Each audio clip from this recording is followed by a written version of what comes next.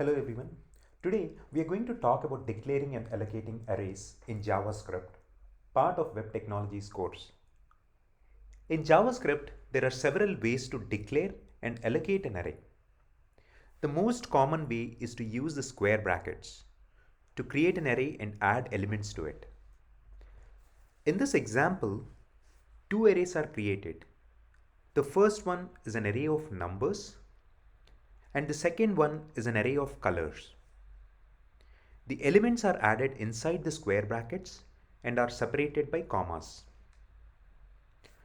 You can also create an empty array and add elements to it later using the square brackets and the assignment operator equals.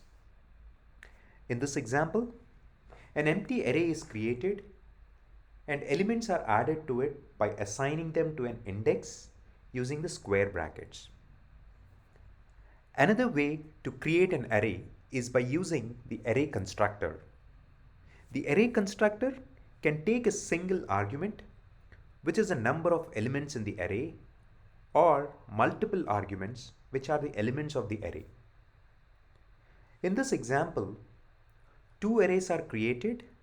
The first one is an array of numbers, and the second one is an array of colors.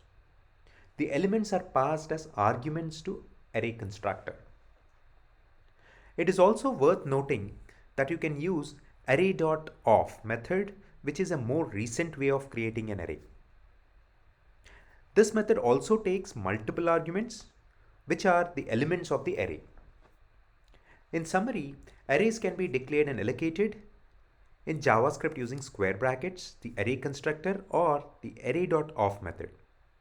It is important to choose the appropriate method for the task at hand and to use them in a structured and readable way to make your code easy to understand and maintain. Hope this was helpful. Thank you for watching.